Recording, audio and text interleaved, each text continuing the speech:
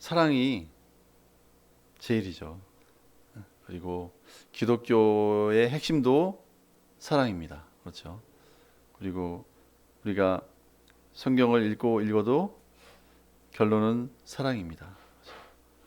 우리의 인생을 살아도 결국 언제 행복하냐면 우리가 사랑할 때 행복한 거죠. 안 믿는 사람들도 언제 가장 행복하냐면 누군가를 사랑하고 누군가로부터 사랑을 받을 때가 가장 행복합니다. 우리가 보면 가정이 유지되는 걸 보면은 사랑으로 유지가 되잖아요. 그죠? 가정은 사랑으로 유지가 됩니다. 그런데 이제 가정이 유지되는 걸 보면 이 사랑이 하나님의 사랑이 이제 가장 숭고한 사랑인데 그 하나님의 사랑에 가장 근접한 사랑이 바로 이제 부모님의 사랑, 그 중에서도 이제 어머니의 사랑이죠. 그래서 무조건적이고 헌신적인 사랑. 그렇죠? 그래서 맨날 그런 얘기 하잖아요. 그 군대에 방문하는 프로그램 있잖아요. TV 프로그램에 항상 마지막에 가면 어머니 부르라고 나오잖아요. 만약에 아버지 불렀으면 다 도망갈 거라고. 그래서 그만큼 이제 어머니 하면 다 울고 그러는데, 그래서 가정이 유지되는 것도 보면 결국에는 그 어머니가 그 아내가 정말 이 성경에 나온 것처럼 오래 참고 견디고 사랑으로 견딜 때 가정이 유지되는 거죠. 만약에 아내가 나 도저히 못 참겠다 그러면 끝나는 겁니다. 그렇죠? 그래서 아내가 그렇게 정말 끝까지 참는 인내와 무조건적인 사랑을 가지고 헌신적인 사랑을 가지고 가정을 지키든지, 아니면 남편이 아내가 그렇게 큰 인내를 안 해도 사랑할 수 있을 만큼 좀 성숙하든지, 그래서 가정이 유지되는 것 같습니다. 그렇지 않으면 가정이 깨지는 거죠. 가정이 깨지고 그 안에 있는 모든 사람들이 다 이제 고통을 당하는 거죠. 그래서 우리 이제 신앙생활도 결론은 사랑이죠. 자, 우리가 이 사랑은 하나님을 진짜 만나고 하나님을 사랑할 수 있는 사람만 이 아가페의 사랑을 할 수가 있습니다. 그래서 하나님을, 예수 그리스도의 십자가 사랑을 통해서 하나님을 만나지 못한 사람은 진정한 사랑을 평생 맛보지도 못하고 또 그 사랑을 할 수도 없습니다. 결국에는 모든 사람이 이기적으로 살다가 죽는 거죠. 그러니까 사랑의 반대는 미움이라기보다는 이기심입니다. 이기심. 그래서 오늘 본문에도 나오지만 결국엔 다 나만 생각하는 거예요. 그러다 보니까 다른 사람을 사랑할 수 없는 거죠. 그래서 이 이기심의 이 굴레에서 우리가 뛰어넘을 수 있는 유일한 방법은 예수 그리스도를 통한 하나님의 사랑을 우리가 아는 것입니다.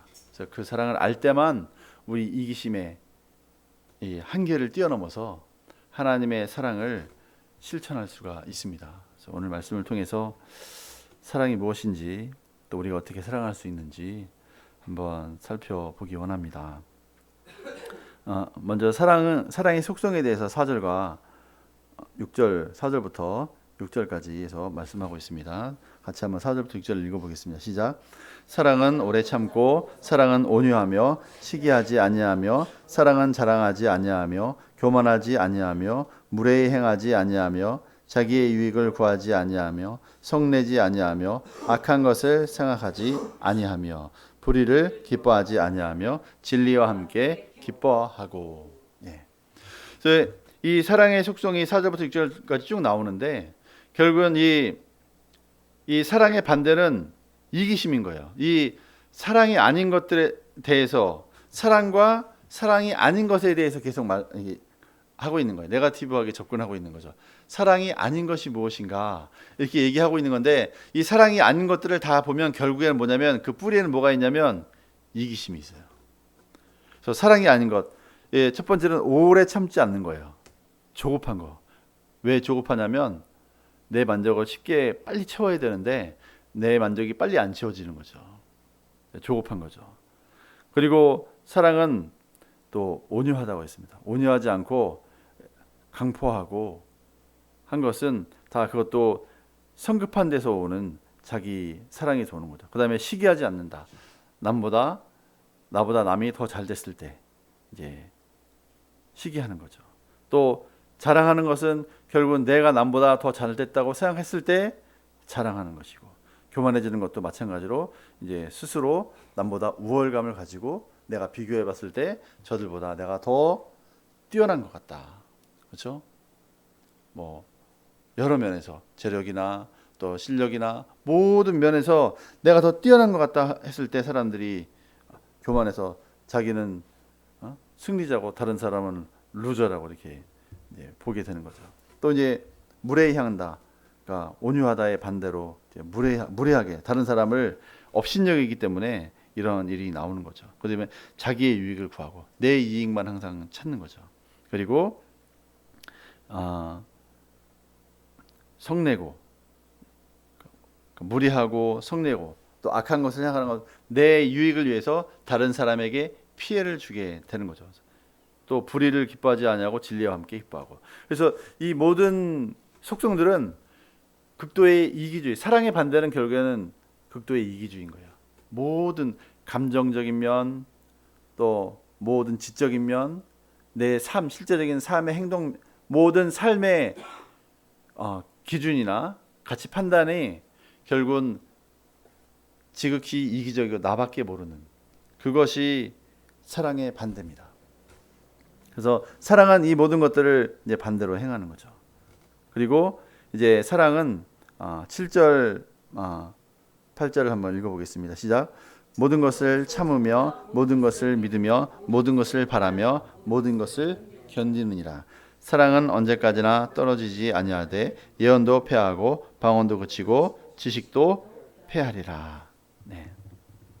사랑을 가지고 있으면 모든 것을 참을 수 있다는 거죠. 어떤 일이 닥쳐와도 내가 인내하고 용서하고 참을 수 있다는 거죠. 사랑이 있으면. 그 다음에 사랑이 있으면 믿을 수 있다고 했습니다.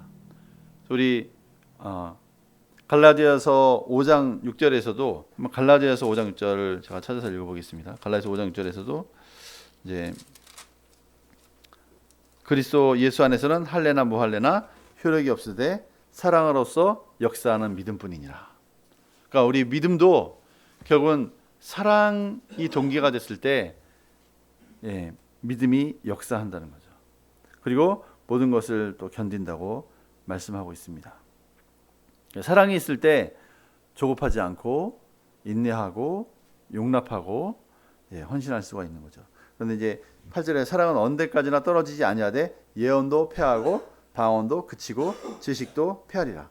그래서 사랑과 예언과 방언과 지식을 비교하고 있는 거예요. 그러니까 세상 사람들의 가치관으로 봤을 때는 현대 사회에서는 가장 큰 믿지 않는 사람들의 입장에서 봤을 때 가장 가치 있는 것은 지식입니다.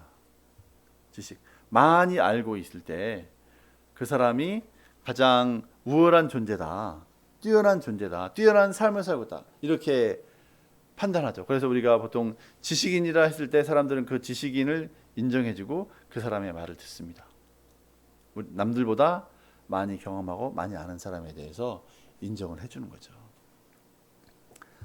그래서 믿지 않는 사람이나 믿는 사람이나 다 지금 현대 사회에는 지식을 가장 최고의 가치로 치고 있습니다.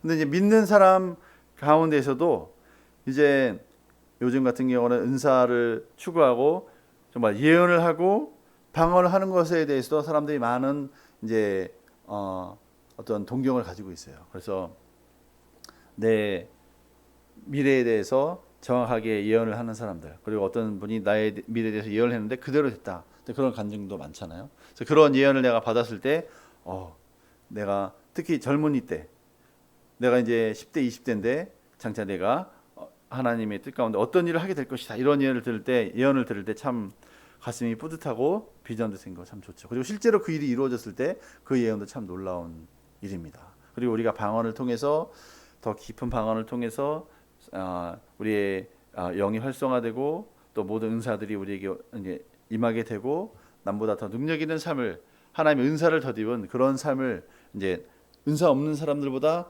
더 효과적이고 능력 있는 삶을 살 수가 있습니다.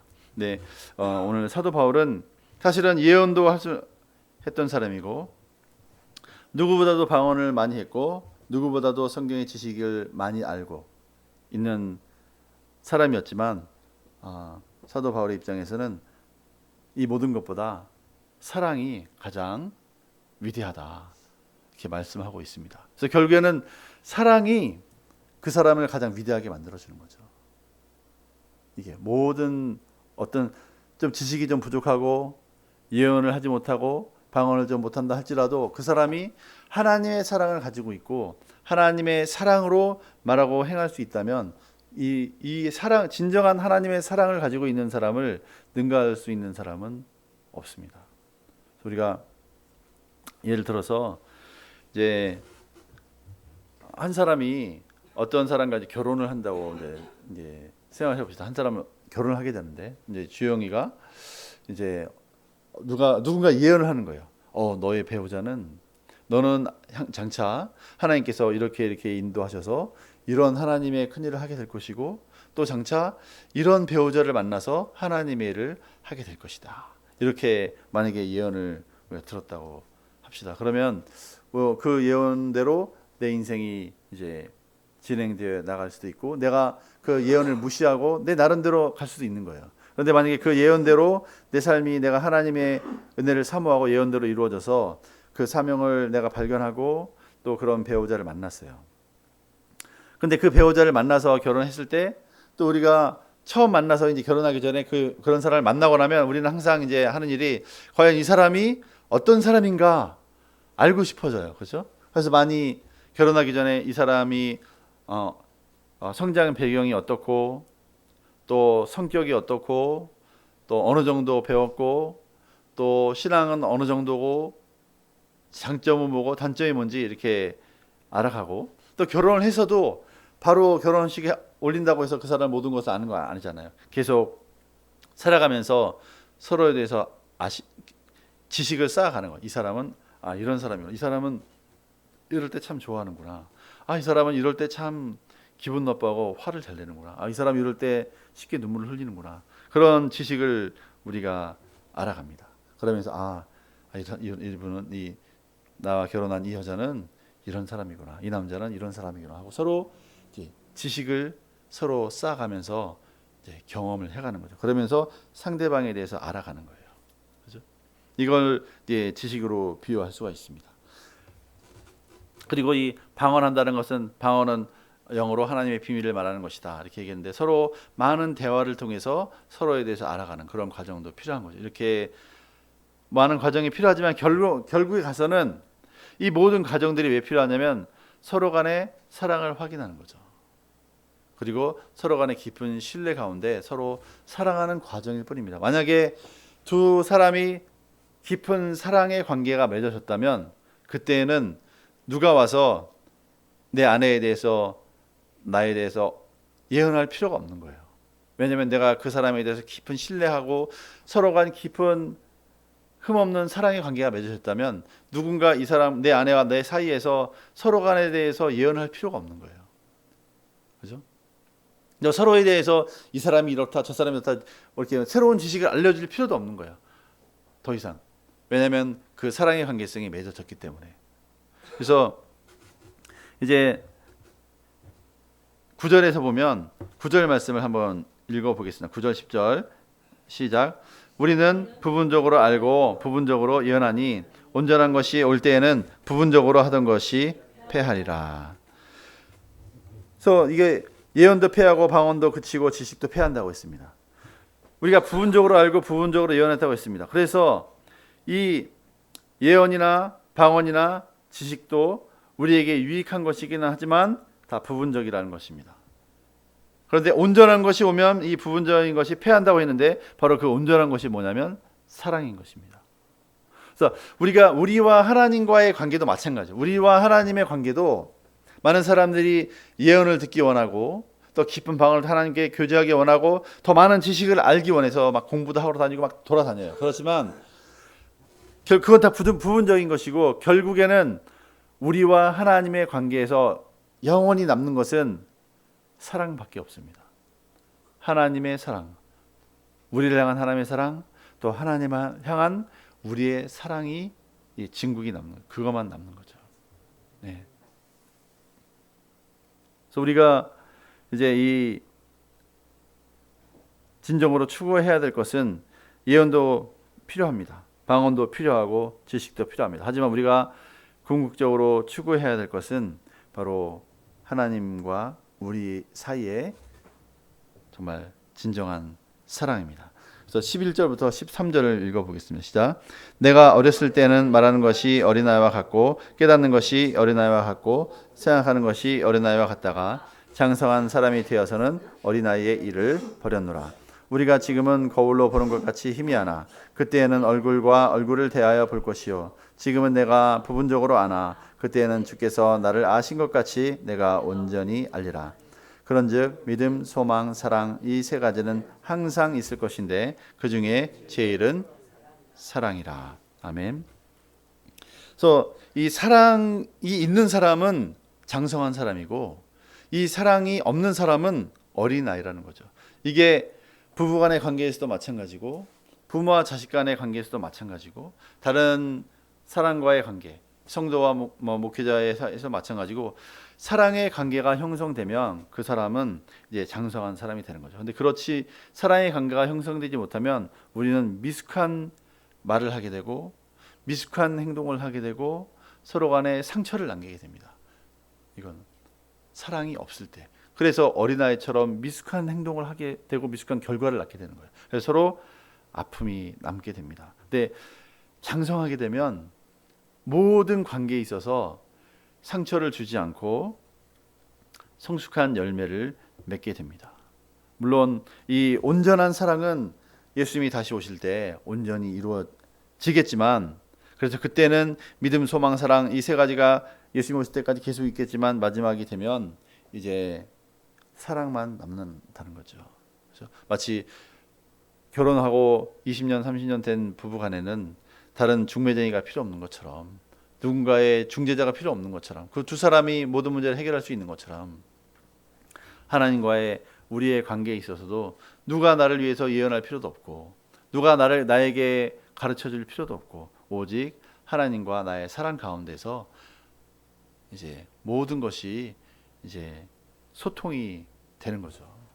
또 이 사랑을 우리가 아는 것이 너무 중요합니다. 그래서 하나님과 우리의 관계에 있어서 우리가 진정으로 추구해야 될 것은 하나님과 나와의 사랑의 관계고 무엇보다 하나님의 사랑이 어떠한지 우리가 아는 것이 너무 중요합니다.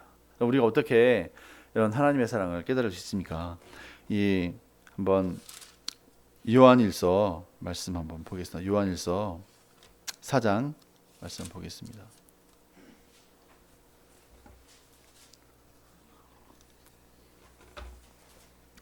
요한일서 4장 7절부터 10절까지 함께 읽어보겠습니다.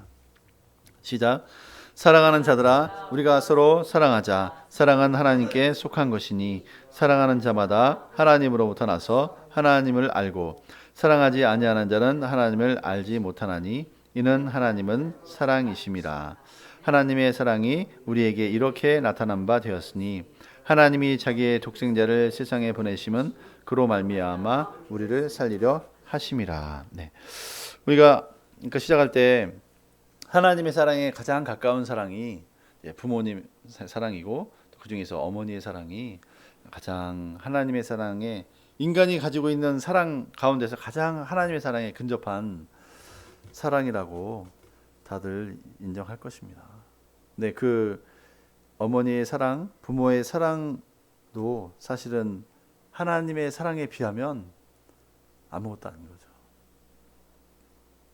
그래서 이 하나님의 사랑을 덧입지 못한 사람은 진정으로 누군가를 사랑했다고 말할 수가 없는 것 같아요. 비록 부모라 할지라도 그 부모의 그러니까 어머니의 사랑의 가장 깊은 곳에는 그래도 헌신적인 무조건적인 사랑이 있긴 하지만 그 모든 인간의 가장 깊은 뿌리에는 깊은 이기심이 다 잡혀 있습니다.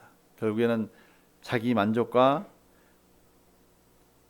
어떤 자아 성취를 위한 그런 동기들도 다 많이 숨어 있습니다. 그래서 이제 사랑을 내가 했지만 내가 이렇게 사랑을 해줬는데 왜 나에게 그 사랑을 보답하지 않느냐?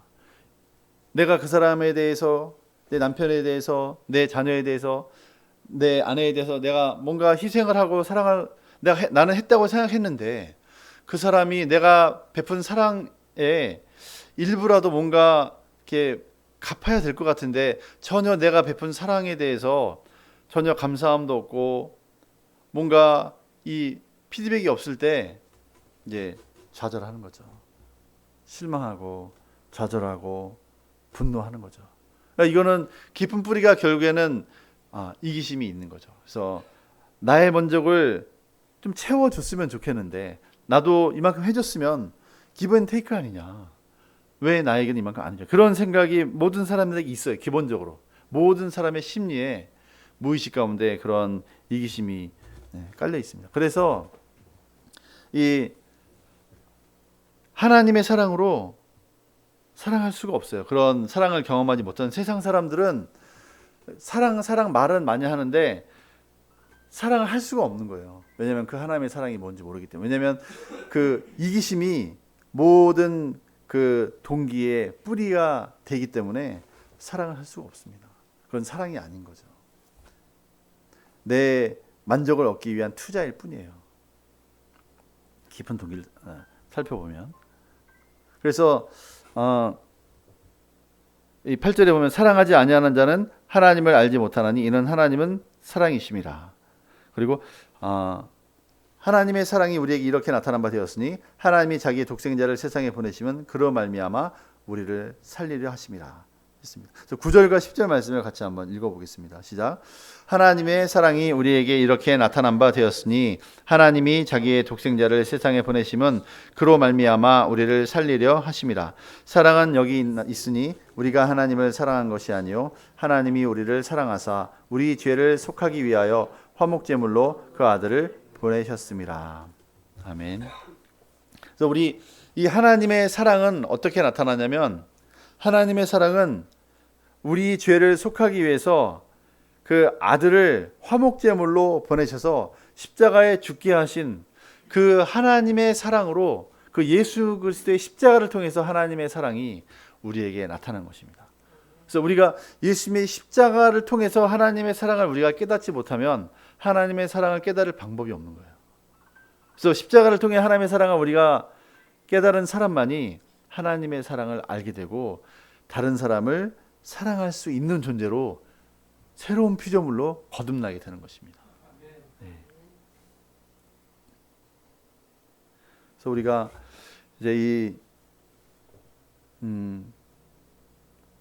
제가 이제 그런 생각을 좀 해보게 돼요. 예수님이 우리 하나님을 사랑하시고 우리 인간들을 창조하셨죠. 예수님도 하나님 영존하신 아버지고, 그렇죠? 전능하신 하나님이고, 그렇죠? 그 예수님이 잠언서 8장에서도 그 아버지께서 하나님께서 천지를 창조하실 때 나도 창조자가 되어 세상을 창조하였다 이렇게 말씀하셨습니다. 그런데 예수님 안에는 우리 인류를 향한 우리의 아버지로서 영존하신 아버지로서 우리 인류를 향한 사랑이 있습니다. 그런데 예수님이 십자가 지시기 전에도 우리를 사랑하셨어요. 모든 인류를 사랑하셨어요. 그런데 예수님이 친히 이 땅에 내려오셔서 온 인류를 위해 그 죄값을 지시기에 죽으셨어요.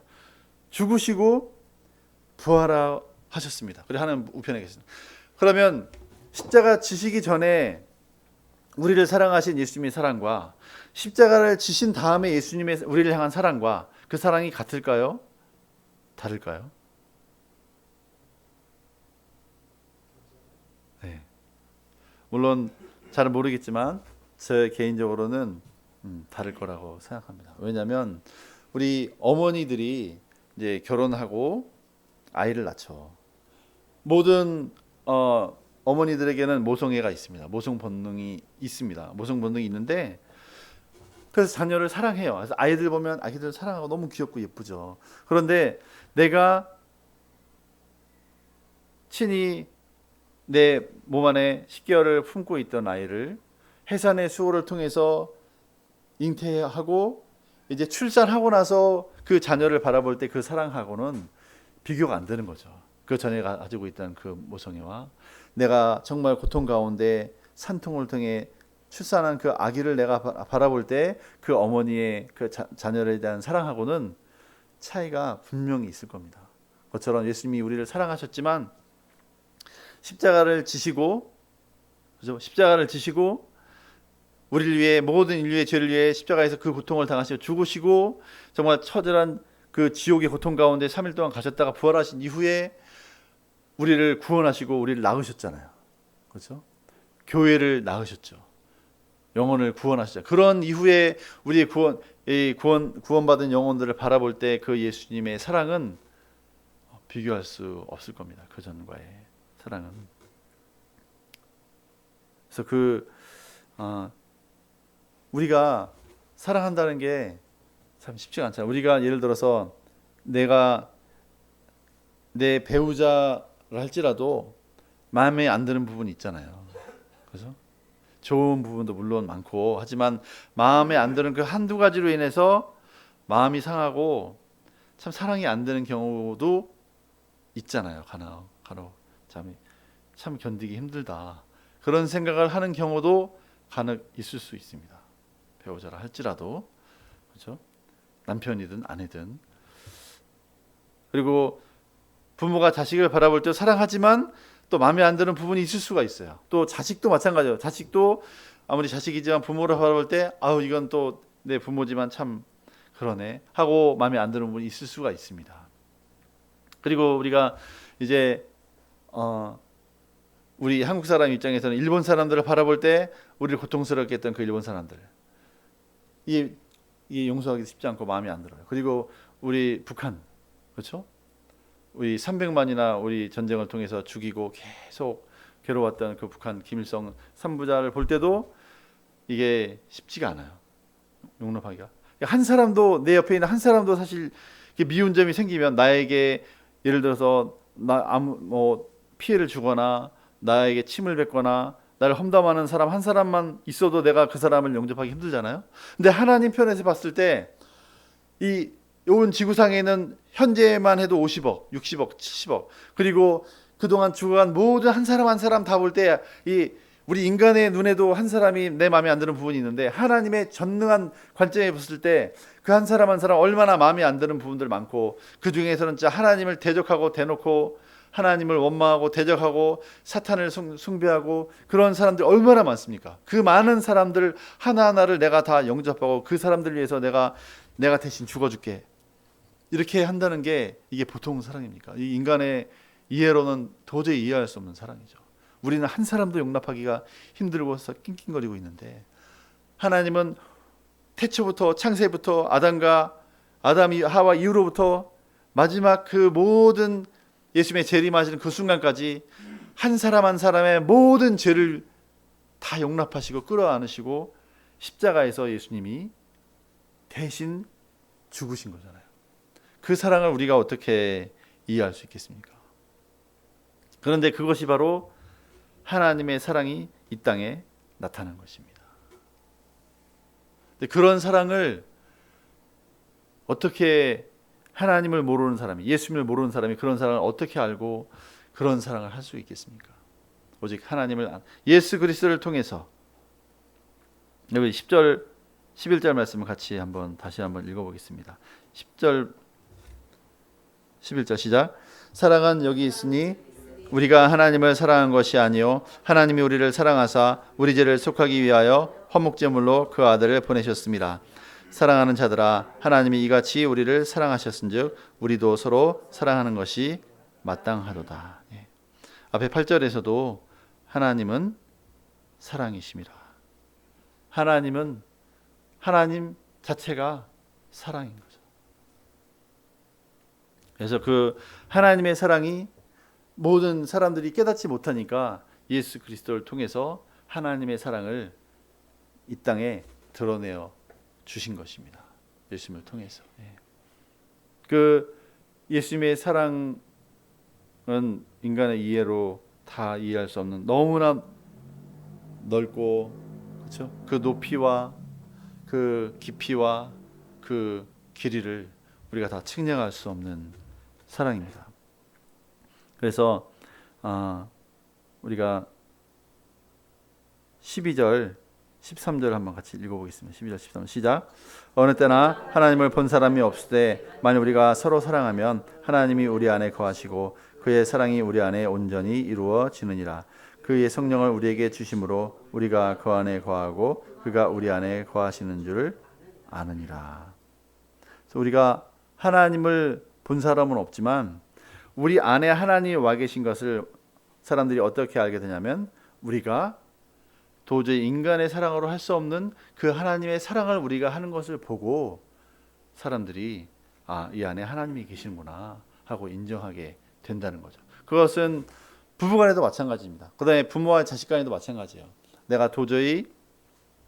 내가 상식적으로는 부모님이 나를 용서하지 않을 것 같은데 부모님이 나를 용서해 줬구나. 아니면 상식적으로 내 남편이나 내 아내가 내가 지은 죄를 용서해 줄 수 없을 것 같은데 내 남편이나 내 아내가 나를 정말 부끄러운 나의 허물과 실수를 용서해 주는 그 모습을 볼 때 이 남편은, 이 아내는 하나님의 사랑이구나, 하나님의 사람이구나, 하나님의 사랑을 가지고 있구나 하고 인정할 수밖에 없다는 거죠. 우리가 추구해야 될 것은 결국에는 사랑입니다. 그래서 지금 현재 이제 많은 이제 새로운 대한민국을 위해서 헌신도 많이 하고 지금 여러 가지 운동을 하고 있지만 좀 이렇게 활동적이고 막 움직이고 좋아하는 사람들은 지금 막 좋을 거예요. 막 움직이니까 좋지만 실제로 통일 한국이 되고 하나님의 일을 실제로 할 사람들은 그렇게 막 으쌰으쌰하고 움직이는 사람이 못합니다. 실제로 그 일을 할 수 있는 사람들은 이 심령에 하나님의 사랑을 가진 사람들이 할 수 있어요. 그 사람들이 실제적으로 통일이 됐을 때 북한의 영혼들을 구원하고 하나님의 일을 지치지 않고 할 수가 있어요. 왜냐하면 하나님의 사랑을 가진 사람들만 이 오래 참을 수 있기 때문에 그래요. 그러니까 그런 사랑의 속성이 없는 사람들이 지금 볼 때는 막 이렇게 운동하고 뛰고 거리로 나가고 하면 이게 잘하는 것 같지만 오히려 그것도 필요하죠. 필요한데 실제적으로 그 일을 감당할 수 있는 사람들은 이런 정말 끈질긴 오래 참는 사랑, 하나님의 사랑을 가진 사람들이 결국에는 뒷마무리를 할 수 있고 또 하나님이 맡기신 사명을 온전히 완성을 할 수가 있습니다. 그래서 우리가 준비해야 될 것은 보험으로 통일된 대한민국에서 우리가 어떻게 하나님의 사랑을 가지고 영혼들을 품고 사랑할 수 있을 것인가, 성장하는 게 통일을 준비하는 겁니다. 둘 다 해야 됩니다. 둘 다. 그렇죠?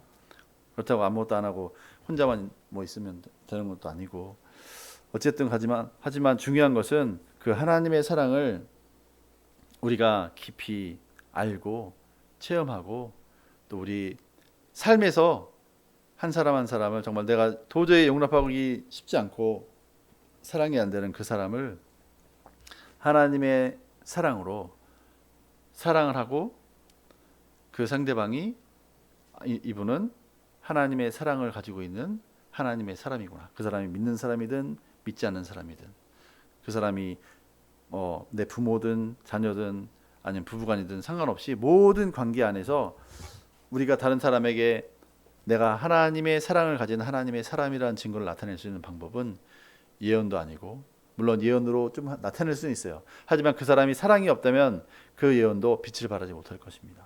방언을 아무리 열심히 잘해도 그 사람 안에 정말 오래 참는 또 온유한 시기하지 않는 교만하지 않고 자랑하지 않는 그런 사랑을 이 사람이 그 성품을 갖고 있지 않다면 그 방언과 능력도 빛을 오래 발하지 못할 것입니다. 그래서 우리가 추구해야 될 것 결론은 사랑입니다.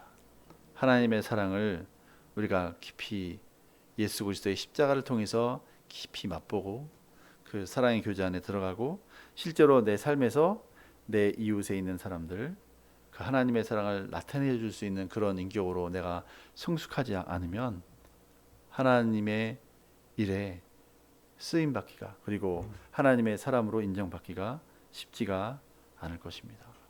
네. 그래서 오늘 말씀을 통해서 결론은 사랑입니다. 우리가 추구해야 될 것은 이런 정말 예수 그리스도를 내어주신 그 한량없는 그 높이와 깊이와 길이를 측량할 수 없는 그 하나님의 사랑을 우리가 온전히 덧입고 그 사랑을 나타내 보이는 것이 우리가 추구해야 될 가장 높은 이상일 것입니다. 아멘. 네, 기도하겠습니다.